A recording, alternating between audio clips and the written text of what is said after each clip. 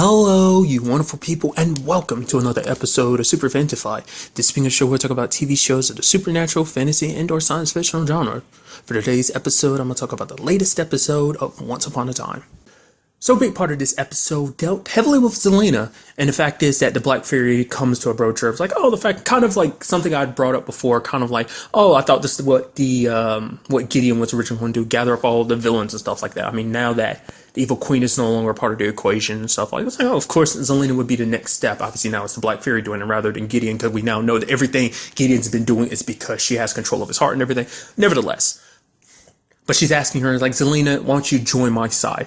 Because basically, she's putting things in perspective for Zelena. It's like, the fact of the matter is, you're kind of on your own in this whole situation. Because the fact is, look at where you live. You're living outside of the town, far away from everyone else. Because, I mean, obviously, we find out during the episode that everything she's done has been for the sake of manipulating Zelena. Because she knew exactly what buttons to push to get Zelena to act the way she needed to. She comes there to threaten Zelena, like, oh, you might want to be on my side. You don't want to be alone when the time comes. So it's like, wait a minute, now that the final battle's approaching and everything, it's like, oh, so what does that mean? Are you threatening me? It's like she even went and touched Robin, and it's like, oh, let me hold her. It's like, oh, the smell of, a young baby and stuff like that. It's like, give me back my daughter, essentially, you weirdo. And so she is in this whole, got threatened, so it's like, obviously, Zelena stops seeing clearly and it's just 100% seeing red, so she wants to go take down the Black Fairy by herself, but Regina's like, no, don't do that. Zelena still does it nevertheless. I mean, because one thing that I think, because Zelena's got the mentality of, like, I'm the best, I'm strong. Like,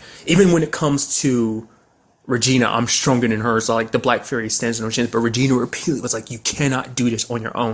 In Zelena's mind, it's like, why should I listen to you? The fact of the matter is, like, I know I'm the best. I don't need you to try and tell me I'm not, essentially.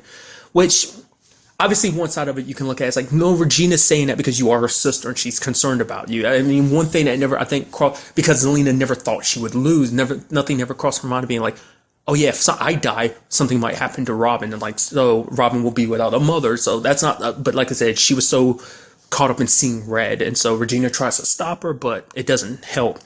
And then, Zelena says something that she's brought up prior to now too.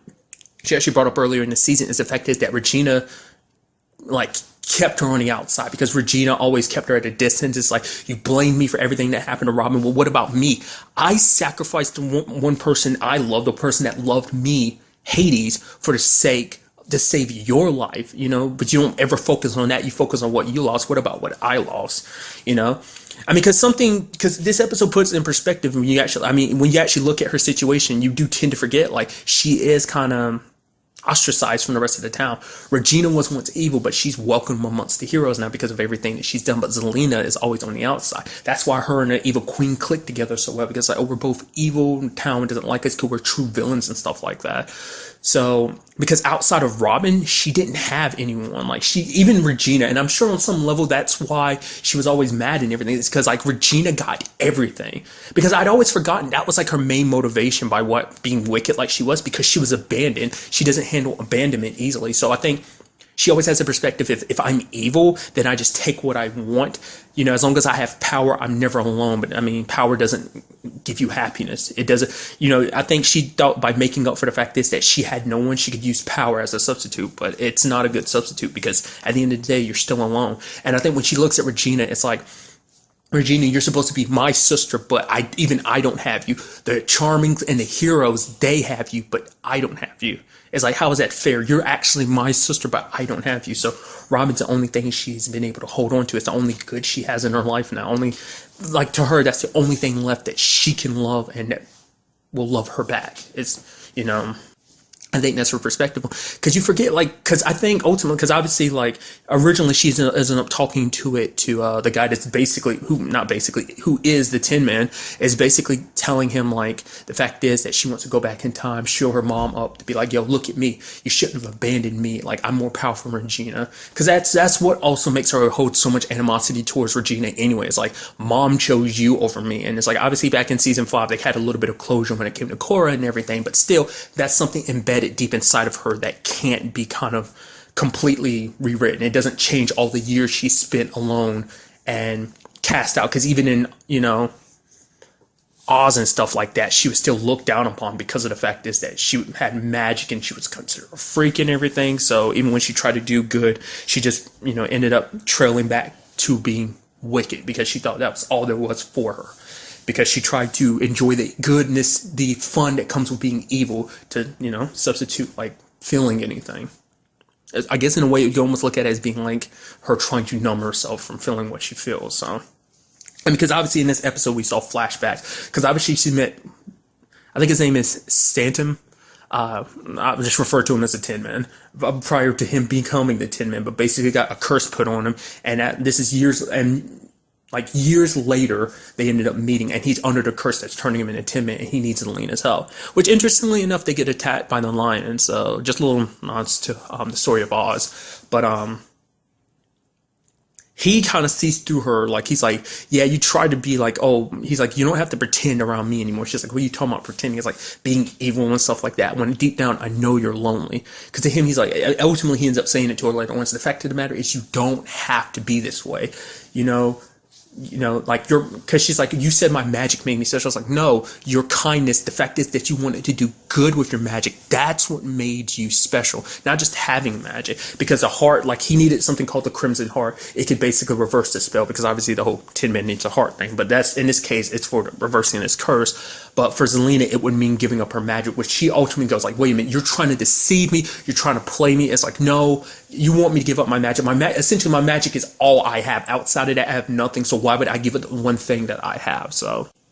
And so, coinciding in present day, that basically there was a mine shaft full of light magic crystals, and basically the Black Fairy manipulated her. Like, all this because she knew that she could manipulate Zelina. She knew she could feed on Zelina's insecurity, because her need to be the best is because I feel like in Zelina's mind, being the best means she never has to worry about being rejected. I think as long as she's the best and she's at the top and people fear her and stuff like that, then she never has to worry about, like I said, it all trails back to her feeling, her need to fill that hole in her heart from being abandoned from when she was a baby. So I think that was her way of doing it. Like, because Regina kept asking, like, why do you feel the need to always be the best, always be at the top? Why you always want to try and be better than someone? She says, because I am. Because she's always trying to prove something to herself. Like, no. Like, I'm better. Like, I'll never be abandoned again. I'll never be left alone again because I have my power. But I think it's also because with her power, she can push people away without ever having to fear them abandoning her. But I think on some level, whether she really wanted to admit it or not, there's a part of her that was afraid that Regina would abandon her, especially when Regina got mad. It's like, you literally fell into the Black Fairy's trap, and now she has like a crap ton of like dark magic crystals. It's like, you go to Oz. She's like, you don't really mean it. It's like, yeah, go away, because all you do is ruin everything. Even when you try to help, you ruin everything. You should have listened. And you actually see Zelina hurt, because it's like, no matter what, like, because Regina was at least someone else. Like, even though they don't see eye to eye, that's still her sister, and at least she had her to a certain degree. Like I brought up in like the last episode, it seemed like, hey, they were slowly getting back together and working together and stuff like that. But obviously, one step forward, two steps back. But even she admits later on, she's like, at the end of the day, like, even in Oz, I can't go back to Oz because I have nothing there. Here, at least I have you too. You and Robin are the only thing I have. You're the only family I have. And so to counter the Black Fairy doing what she did with all the dark magic crystals, Zelina ends up like sucking away her own magic, kind of destroying her own magic to destroy. It ends up reversing the effects on all the other crystals as well.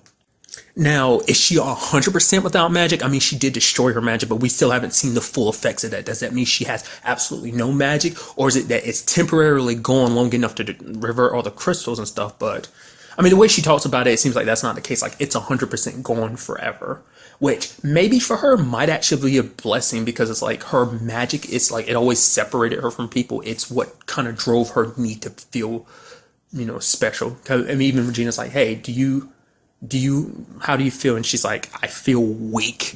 But then Regina's like, but I've never seen you, but you've never looked stronger. Because the fact of the matter is, she was willing to give up something that she held so much to help out the others, So, and it shows you, because it's like, it's not like like I said, Zelina is easily one of those villains where it's kind of like, you understand how she became the way she did, It's like, once again, being abandonment issues and stuff like that. So it just takes the wrong set of events to lead you down a certain path. It's like, to kind of fill your heart with resentment and hate. So I am curious to know, like, where in the timeline of Oz did that take place? Like, did Dorothy come back and end up helping the Tin Man later on, or is he stuck that way? Is he still there? Does that mean Zelena will have a chance to go back and actually help him and stuff like that? Could it be that instead of Dorothy being the one that helps him? I mean, because the last time we saw Dorothy, when was that? Was that this? That wasn't this season, was it? It might have been. It might have been earlier this season. God, my memory's terrible. I want to say it might have been. Because the last time we saw Dorothy, her and Red found their way to each other. So I don't know if that, like, has correlated to, I don't know, like, because I'm not familiar with the Wizard of Oz stories. I've kind of already made that clear when I was covering Emerald City. So, especially, you know, because Once Upon a Time has its kind of own continuity because it always kind of changes everything up. So. And like her and Regina are in the exact same position, like trying to make up for all the bad stuff that Regina's ever done. So I'm sure Zelina's going to try and do that too. I'm sure it's going to be harder without magic, but you know, maybe in the long run, Zelina will be happier that way because she won't have that need of like, oh, I've got all this power, I feel more superior, and so when I have to be better, I have to be, you know. I am very curious to find out what the Black Fairy was planning on doing with all those dark crystals. I mean, the way Regina dies, it's like, oh, she's got a nuke below the town. It's like, what was that the ultimate plan though? Like to nuke the entire town? I mean, I guess that'd be like the best, most evil way to randomly just get rid of everyone.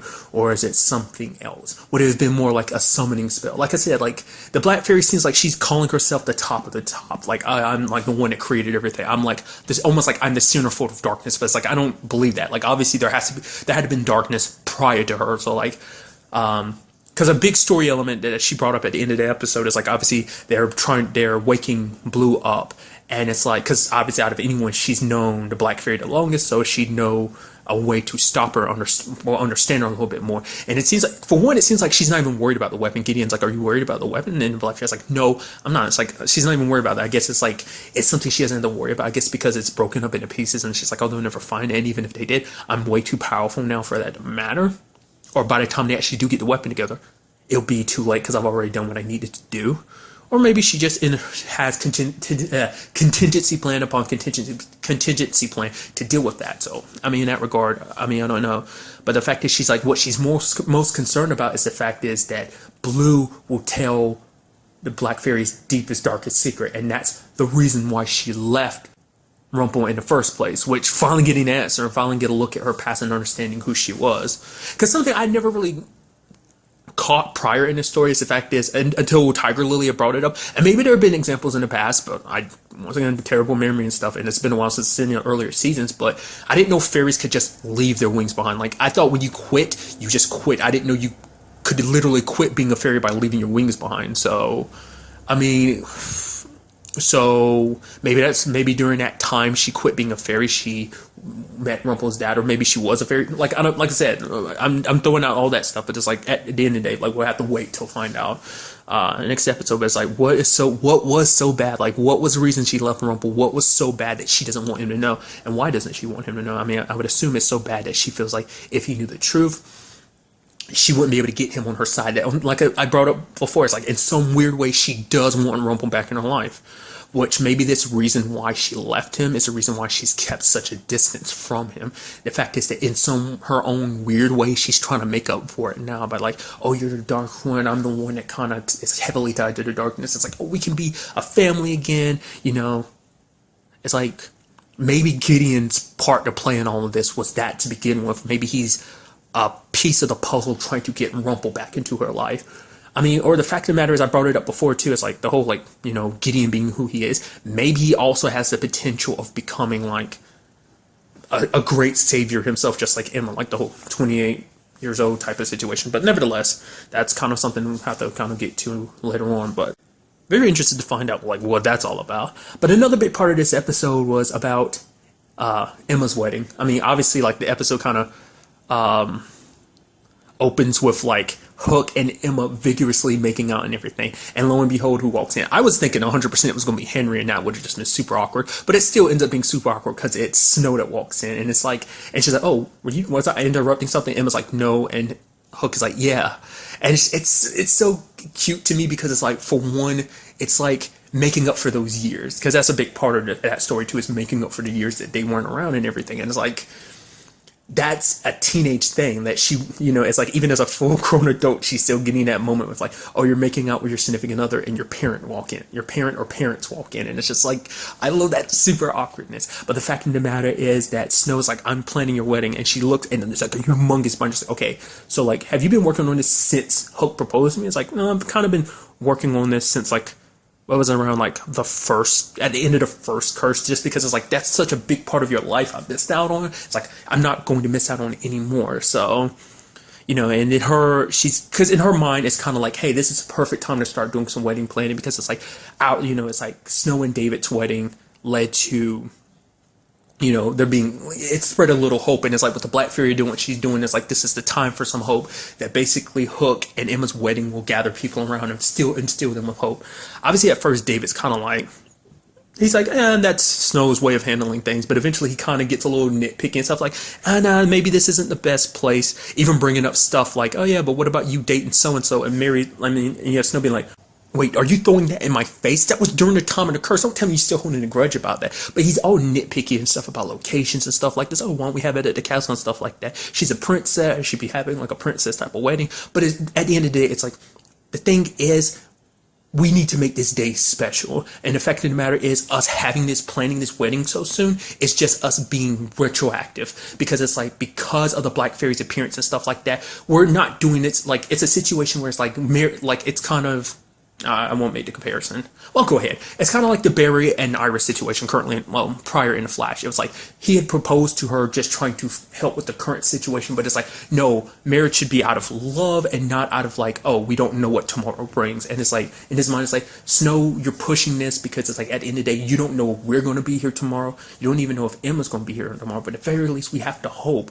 Like, make her day special, because it's like, yes, our marriage, like our wedding day, it was the happiest day of my life, but it quickly turned sour into one of the most horrible days of my life, because obviously the evil queen interrupted and activated the curse that day too. So it's like, I don't want that day to be spoiled for Emma. I want it to be that special day that she and everyone else can look back on fondly as a beautiful time, without having to worry. It's like, oh, while we get married, it's like, oh, what is the Black Fairy going to do? What if she comes here and ruins this? Like no, let this be the focus of the day. And even Emma and agreed. It's like, no, once the Black Fairy's dealt with, then we can have the wedding and everything, and let it be this beautiful momentous occasion, so without everyone ever having to worry about like, oh, the darkness that's coming or impending doom. Last thing you want is kind of ruining that beautiful moment like that. So I thought that was kind of a very interesting perspective on it. I was like, at first I was like, is he under the effect of something? Did something kind of affect him or something? I was like, what is that? Because he had saw these images, obviously that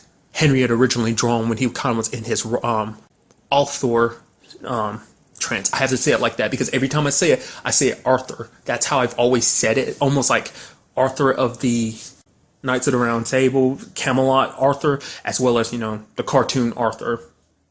I know it's like, that's how I've always said it. I know it's wrong, but it's like Althor. It's like, I have to enunciate it better. Like, it's just how I slur my words and stuff like that. It's terrible, I know. So I had to pause to remember to do that from now on, so.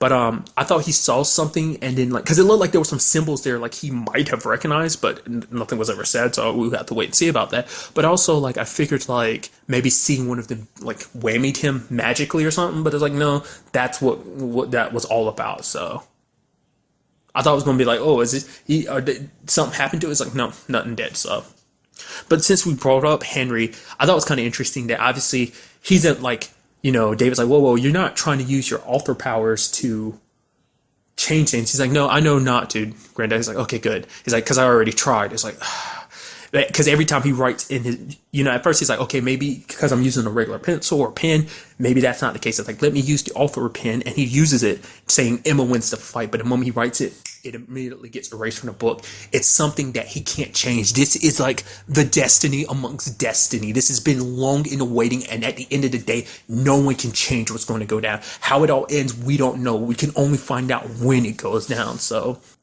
but that was kind of an interesting thing, because the author is supposed to have the power to kind of, I kind of did it there, author. I have to I still have to enunciate it better.